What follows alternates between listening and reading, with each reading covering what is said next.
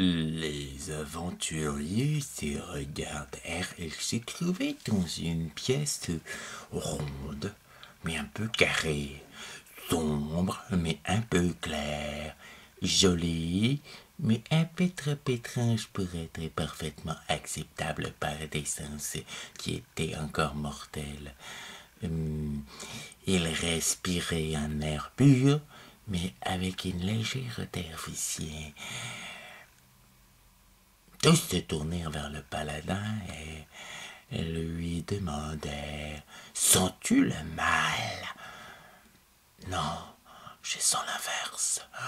Je sens le bien. »« Ah !» fit la voleuse.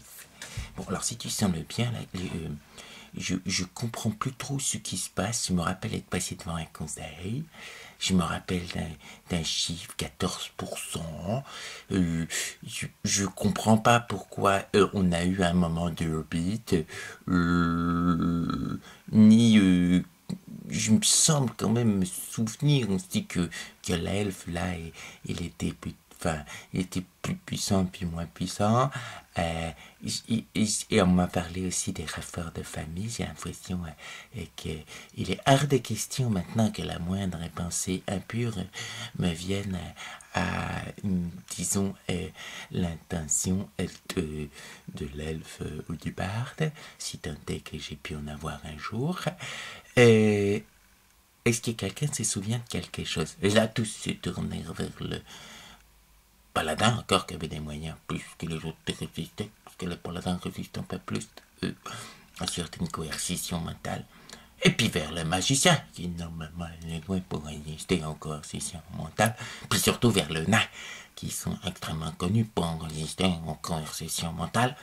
Et les trois compères se regardèrent tous dans les yeux, qui n'avaient pas d'autre chose à faire que se regarder dans les yeux, dans cette pièce qui était un peu trop, mais à chaque fois pas tellement. Et firent non, on se souvient de rien. À part moi, fit le nain. Oui, je me souviens d'un truc. Il y a des Dévas qui sont venus, surtout un Déva qui nous a parlé. Il a pris le bébé Minotaure. Quoi? Firent tous les aventuriers, le bébé Minotaure. Oui, le bébé Minotaure, c'est plus un bébé cyclope, c'est un bébé Minotaure maintenant. Je suis désolé, je me souviens quand on était en vis-à-vis de chacun gardien de la cité, que tous, on avait un peu son double, il y avait un hobbit, il y avait un elfe, il y avait une féminée. Tu parles pour moi, fille magicien? Non, non, pas pour toi, dit-il en regardant le barde. Enfin bon, il y avait un peu, sauf pour moi, une tête de poulpe en face de moi. Enfin bon, et ça semblait assez tendu, on pouvait pas se souvenir, ils nous ont effacé des souvenirs, hein? Non, parce que si on sait trop de choses, après on va trop influer sur le cours des événements, et donc c'est comme une sorte de remise à zéro. Il était concerné d'une pierre du destin. Je sais que dans la cité des nécromants, visiblement, le hobbit et le mage ont retrouvé la pierre du destin, qui devait être quelque part, dans le corps de quelque chose, me semble. Ensuite, c'est une histoire dans le futur, puisqu'apparemment l'elfe revenait du futur, le hobbit aussi, que le petit là, qui est plus petit, mais garde ses deux yeux. Ah, c'est vrai. À ce moment-là, tous les aventuriers se rendirent compte que le hobbit était jeune et qu'il n'était absolument plus aussi handicapé qu'ils le connaissaient avec son œil en moins. Non, c'était le jeune petit Hobbit.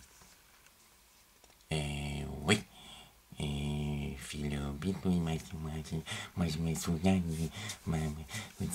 moi c'est parce que je viens du futur, parce que ma petite sœur Tania elle est morte, elle c'est pour sauver juste ma petite sœur que je fais ce retour dans le passé.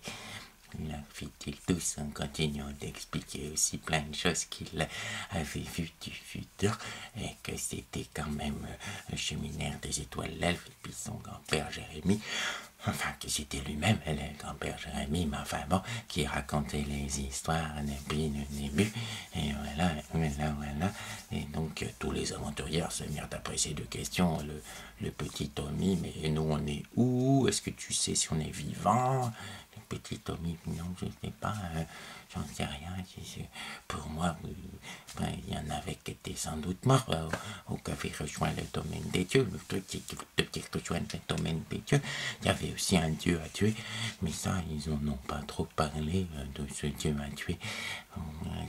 Enfin, il y en a un qui avait tué, je sais, mais le reste, je sais pas.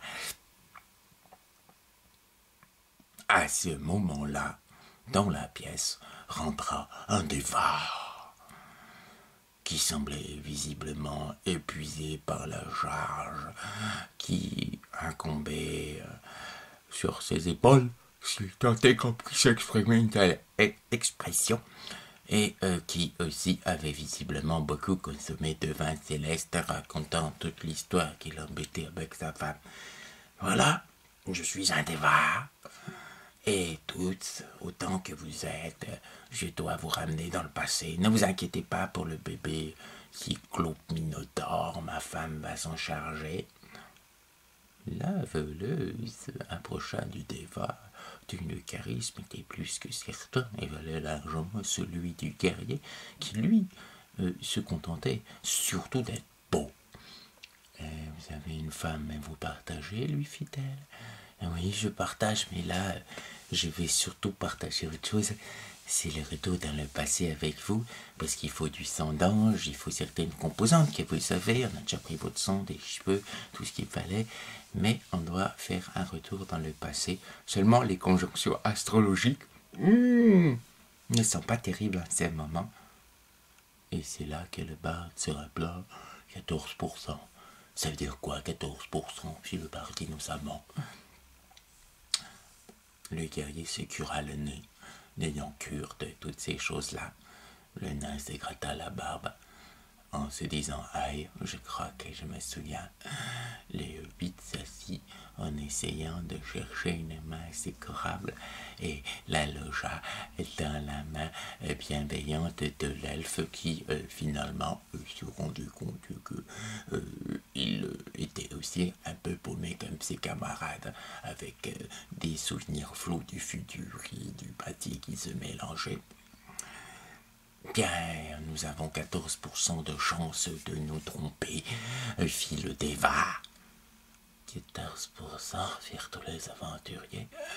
C'est beaucoup quand même.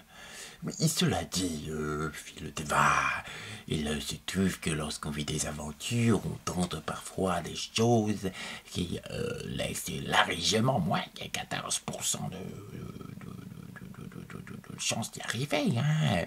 Il y a des tas de fois où les aventuriers se lancent à corps perdu dans des missions où, franchement, ça serait plutôt du 1 ou 2% de chance de réussir. Alors que là, vous avez 86% de chance de réussir. C'est pas mal. Et qui va déterminer cette chance-là, fit avec quand même une certaine circonspection, le mage qui quand même n'était pas né de la dernière pluie, bien le premier qui passera par le vortex. Donc il faut un personnage chanceux, fit la voleuse. Oui, un personnage chanceux. Tous se regardèrent, essayèrent d'estimer qui pouvait être le plus chanceux dans leur groupe, songèrent à tous les événements qu'il y avait eu, qui avaient le plus subi, qui avaient le moins subi, qui s'en étaient sortis du mieux qu'ils pouvaient, et conclurent que c'était le guerrier. Ça aurait pu être le hobbit, mais non. Quand même, des cœurs petits, grands, avec tout ce qu'il avait subi, c'était pas l'hobbit. Ça aurait pu être le barde, mais il était mort quand même plusieurs fois. Et puis bon, il était fini, je dirais un peu le pipi, il était quand même héros de Plouf. Et en fait, il avait de fortes chances aussi d'avoir un peu le sang de tout le monde, après ce que les gens commençaient à comprendre. Et on n'avait pas envie que celui qui était un peu la somme de tous risque la somme de tous. Le guerrier regarda le dév. Bah, il faut que je fasse quoi alors?